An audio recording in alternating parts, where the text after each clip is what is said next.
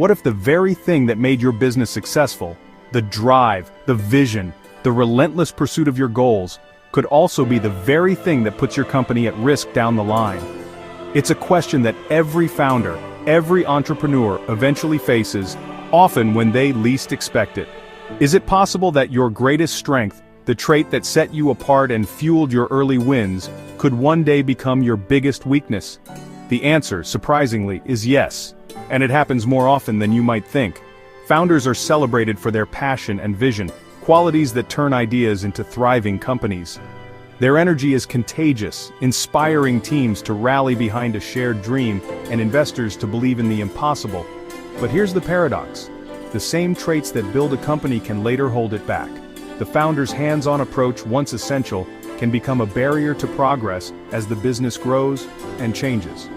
This isn't about failure, but about the evolution every leader must face. It's called founder's syndrome. A challenge that's more common than most realize, and one that can quietly undermine even the most promising ventures. In the beginning, a founder knows every detail, every customer, every line of code. They're the heartbeat of the company, making decisions at lightning speed and wearing every hat. This deep connection inspires employees and investors alike. It creates a sense of purpose and unity that's hard to replicate. But as the company grows, that intimacy can become a bottleneck. The founder's need to control every aspect can slow down decision-making and frustrate talented team members eager to contribute. What was once a strength can turn into a weakness, stifling growth and innovation. The company risks plateauing, unable to scale beyond the founder's personal capacity. Imagine raising a child. You guide every step at first, but eventually you must let go for them to grow. The same is true for a business. Letting go isn't easy, but it's necessary for true growth. The same is true for a business. As new people join and the company expands, the founder's role must evolve from doer to leader, from micromanager to mentor. A founder who refuses to let go keeps the company in a state of permanent infancy. The organization can't mature, and talented employees may leave in frustration. The real question is this: do you want a company that depends on you, or one that outlasts you? Are you building a legacy, or just a job for yourself? This choice defines a founder's legacy. It's the difference between a business that fades when you step away, and one that thrives for generations. Understanding this paradox is the first step to building a resilient business. It requires self-awareness, humility, and the courage to empower others. It's about shifting from being the star player to the coach who develops a team of stars. True leadership is about creating an environment where others can shine, and where the company's mission outlives any one individual. The vision must become bigger than any one individual. Only then can your business reach its full potential and truly make a lasting impact. Founder's syndrome is a pattern where a founder's emotional attachment and control don't evolve as the company grows. The founder's identity becomes inseparable from the company's. This deep connection drives commitment, but also creates problems. In the early days, hands-on leadership is necessary, but as the team grows, the founder's need for control becomes a bottleneck. Talented employees feel stifled, and growth stalls. Founder's syndrome shows up as resistance to change, flat structures, and a culture of fear.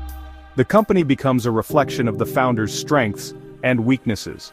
Without scalable systems, growth is limited by the founder's capacity. The solution? Build processes and empower others. Founders like Steve Jobs and Elon Musk are visionaries whose passion inspires teams and attracts talent. Their ability to articulate a bold future draws people in, creating a sense of purpose and excitement that can transform an ordinary company into an industry leader. Their clarity of vision is a powerful asset, especially early on, when a company needs direction and belief to survive. This unwavering focus can help teams push through uncertainty and setbacks, uniting everyone around a common goal. But unchecked passion can become destructive, blinding leaders to feedback and making them resistant to change. The very drive that fuels innovation can also create blind spots and foster a culture of fear or burnout. Travis Kalanick's aggression fueled Uber's meteoric rise, but also its scandals and internal chaos. His relentless approach pushed boundaries, but it also led to ethical lapses and a toxic work environment. Elizabeth Holmes's charisma attracted massive investment, but her refusal to accept failure led to disaster. Her unwillingness to listen to criticism or acknowledge setbacks ultimately brought her company down. The line between visionary and bottleneck is thin. A founder's strengths can quickly become weaknesses if not balanced by humility and openness. Self-awareness and a strong, empowered team are crucial. Leaders who recognize their limits and surround themselves with people who challenge them are far more likely to succeed. A visionary founder empowers people to take ownership and grow. A bottleneck controls and disempowers, stifling creativity and progress. Micromanagement and emotional attachment cloud judgment, making it hard to delegate or adapt. This can slow down growth and create frustration throughout the organization. The very fire that built the company can burn it down if not managed carefully. Passion must be tempered with perspective and trust in others. The difference? Leaders who build teams, not just products, create lasting success. They foster environments where people thrive and ideas flourish. Vision must be shared, not hoarded. Only then can a company truly scale and endure beyond its founder. In the early days of a startup, a founder's energy is everything. It's the spark that ignites the entire venture, setting the tone for what's possible and what's worth striving for. This energy is often the difference between an idea that fizzles out and one that takes off. Their belief in the mission is contagious. It attracts employees, customers, and investors alike. People are drawn to that sense of purpose and conviction, wanting to be part of something bigger than themselves. Centralized control is a feature, not a bug, in these early days. It allows for rapid decisions, quick pivots, and the ability to seize opportunities before they disappear. The founder's hands-on approach keeps the team nimble and focused. The founder acts as the connective tissue, linking product development, marketing, and customer feedback in real time. This direct involvement ensures that the company can adapt quickly to what the market wants. Their passion sets the culture and inspires deep commitment from the team. It's not just about working hard, it's about believing in the vision and pushing through challenges together. People join for the mission, not just the paycheck.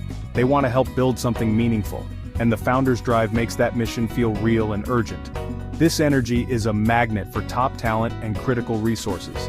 It draws in people who want to make a difference and investors who believe in the founder's vision. Investors bet on the founder's determination and resilience, knowing that these qualities can carry a company through tough times. Early teams thrive on direct access to the visionary behind the company. This close connection helps everyone stay aligned and motivated. The founder's narrative brings people together, creating a shared sense of purpose and direction that unites the team. In this phase, the founder is the storyteller-in-chief, constantly reinforcing the vision and inspiring others to believe in what's possible. But as the company grows, this model must evolve. The founder's energy remains vital, but new structures and leaders are needed to sustain momentum and scale the vision. Every company hits a tipping point where founder-driven control becomes a bottleneck. The founder insists on approving everything, slowing progress. Talented employees lose autonomy and morale drops. Innovation gives way to compliance.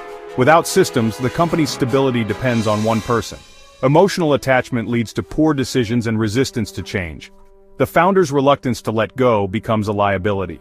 Passion, unchecked, can poison the company's future. Overcoming founder syndrome isn't about diminishing the founder, it's about helping them evolve. The first step is self-awareness. Am I the bottleneck? Do I trust my team?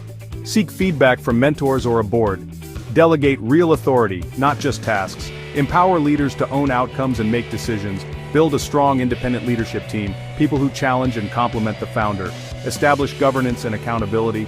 Focus on building systems and processes for clarity and scale. When people know how to succeed, the company can grow beyond the founder. This is how vision becomes legacy. Ultimately, a founder's legacy is defined by what they leave behind. The greatest founders make themselves obsolete by building strong teams and cultures. This transition requires personal growth, shifting from managing tasks to mentoring people. The goal is to build a cause that outlasts any one person. Founder passion is a gift, but it must be managed and shared. Channel that energy into frameworks that support growth. Pair vision with humility and trust. Encourage open conversations about growth and change. The legacy of a great founder is a company built to last, not just in their image. That's a legacy worth building.